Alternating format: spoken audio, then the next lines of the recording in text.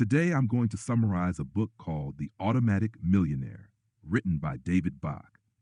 David strongly believes that you can become a millionaire regardless of how much money you are making right now. David says you also don't need to earn a lot of extra income in order to become rich. In fact, as little as $5 a day is enough. Most people believe that the secret to getting rich is all about finding new ways to increase income. Well, it simply isn't true. Ask anyone who got a raise last year if their savings have increased. In almost every case, the answer will be no. Simply look at your own life today. You're probably earning more than you were 10 years ago, but are you richer now? Do you have more wealth now? Do you save more now? The answer is most likely no. Why is that? Well, because the more we make, the more we spend. How much you earn has almost no impact on whether you build wealth or not. In order to become an automatic millionaire, you've got to accept the idea that regardless of the size of your paycheck, you probably already make enough money to become rich. Let me repeat that last part. Regardless of the size of your paycheck, you probably already make enough money to become rich. I can already hear you say, "Come on, what I earn is barely enough to cover my expenses by the end of the month, and you're telling me that I can still become rich with that income?" Well, first of all, it is not me who says it. It's the author. And second of all, yes, you are right. You can become rich with whatever you earn right now. I can't stress enough the importance of believing this, not just with your mind, but with your heart as well. This is an aha moment that can truly change your life financially. You're probably wondering at this point what the secret is. Well, the secret is called the Latte Factor. It basically says that instead of spending $5 a day on coffee, if you invest that amount, you'll become rich. To be honest with you, as soon as I read this, I stopped reading the book and said to myself, ugh, another financial guru telling me to stop drinking coffee. I'm not going to give up my favorite drink for the sake of saving $5. I was planning to return the book and get a refund. But then I continued reading just to entertain myself and see what kind of nonsense the author was going to talk about.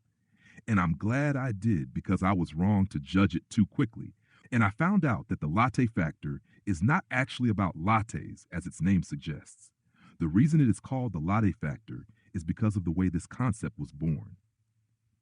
David says in one of the seminars, a lady complains that what he was teaching was not practical because she barely survives by the end of the month, and there is no way she can even save an extra $5 to invest.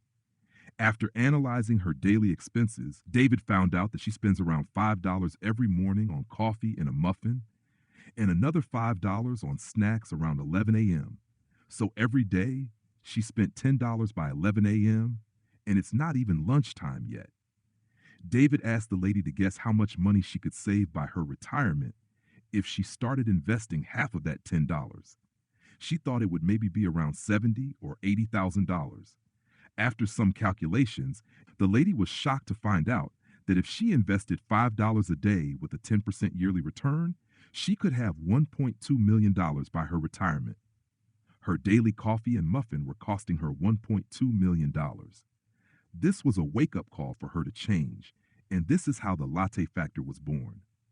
Now, some of you probably think that this doesn't apply to you because you don't drink coffee. And even if you did, you would never waste the kind of money she wasted on lattes. If you think like that, then you are missing the point, just like I did when I first heard about the Latte Factor. What the author is talking about here isn't just lattes.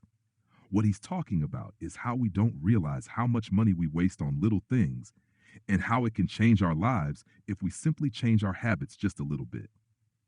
Your Latte Factor is probably not the latte, but it's the money you waste on bottled water, cigarettes, soft drinks, candy bars, fast food, memberships, etc. Whatever it happens to be, we all have a Latte Factor.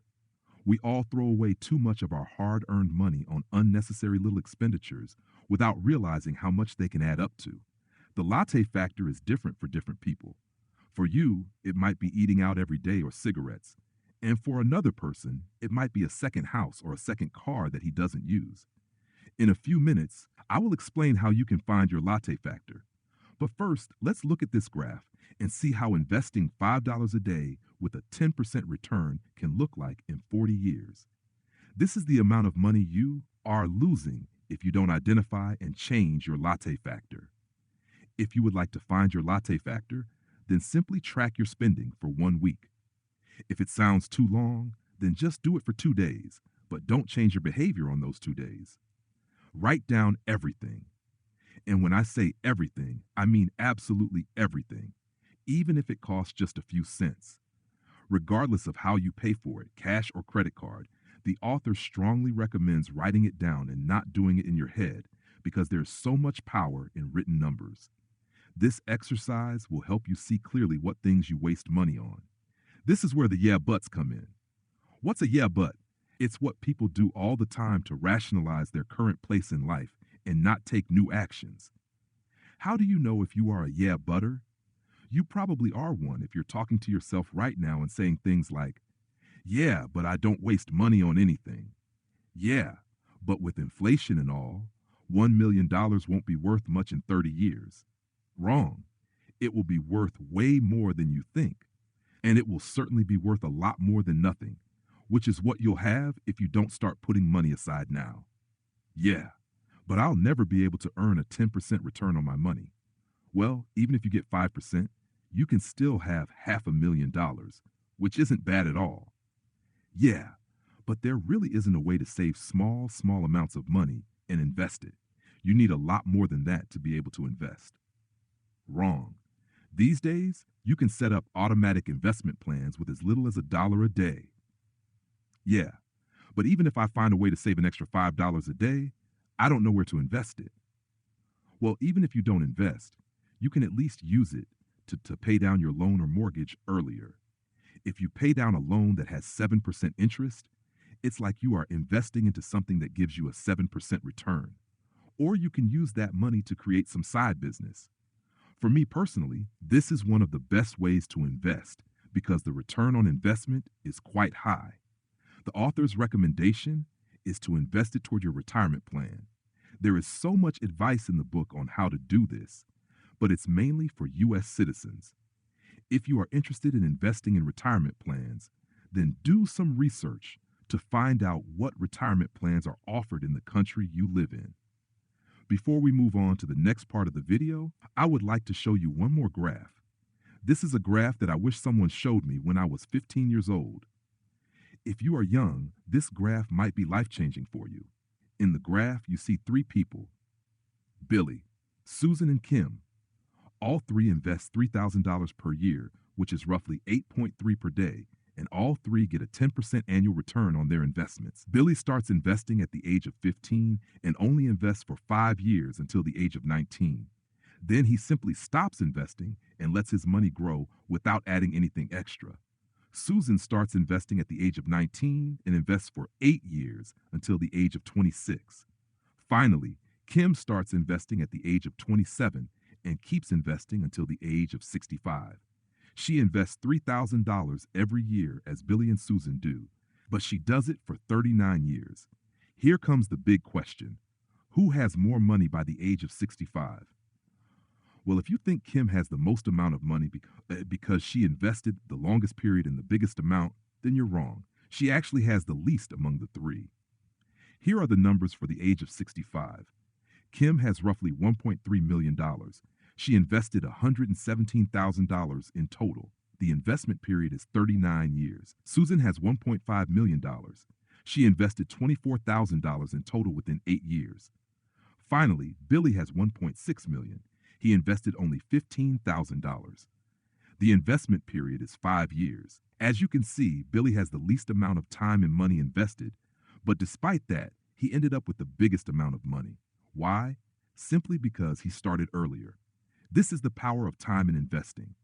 To summarize what we talked about so far, in the first part, we talked about finding your Latte Factor. And as I mentioned earlier, the purpose of the Latte Factor exercise is just to help you realize that you already make enough money to invest and become rich. After doing this exercise, if you want to take things more seriously and move your money game to a new level, then you need to do one more thing. You need to start paying yourself first. You probably know this concept. Plus, I've made another video about it, so I'm not going to talk about it much. But let me explain why you must pay yourself first. We humans are terrible at many things, and one of them is budgeting. Budgeting is like counting calories when you're on a diet. You do it for a few days, maybe weeks, but then you stop doing it. So if you don't budget to pay yourself, then you'll probably end up paying everyone else but not yourself. You must prioritize yourself and get paid first, just like governments do. Governments didn't always grab a chunk of your paycheck before you even saw it.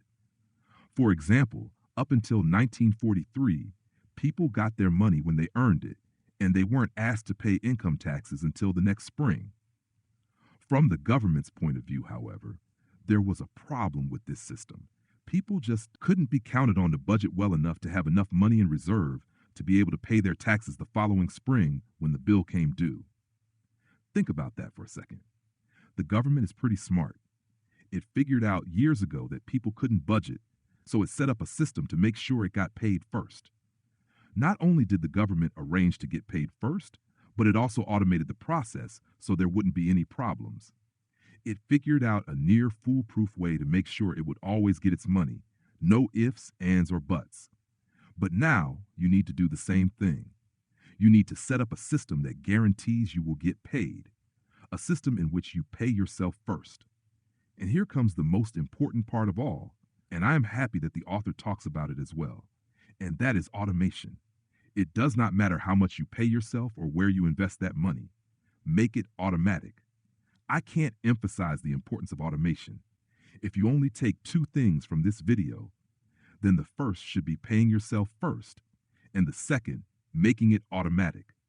You are not disciplined enough to do it every month. Just accept it as fact. The author says in 9 years, he has seen many people who have tried to do it manually, relying on discipline, but all have failed, except one person. Finally, in the end, I would like to say a few words about the book itself. There's quite a lot of practical advice, but some of them are only applicable to U.S. citizens. I quite like the Latte Factor exercise, chapters about paying yourself first, and automation. There is one thing that I just don't like, not just in this book, but in many personal finance books, and that is focusing too much on retirement and talking about how great life will be when you finally retire with $1 million at the age of 65. To me, this personally seems boring. Plus, I don't know if I will be in good health to enjoy that money at the age of 65. I would love to see more financial books talking about getting rich young. Please don't get me wrong. I'm not saying investing for the long term for retirement is bad or that you shouldn't do it. I personally do it as well, but I don't rely on that to take care of me. It's a nice thing to have, especially since it doesn't take much effort. Once you set it up, it runs itself. I am personally mostly focused on getting rich young through creating businesses, but I understand that the majority of people watching this video don't want to do that, and that's absolutely fine. If you'd like to learn more about how to increase your financial IQ, then check out the video you see on the right side of your screen. And if you would like to learn the tiny habits beat extreme morning routines, then check out the video you see on the left side of the screen. Thanks for watching. Mavis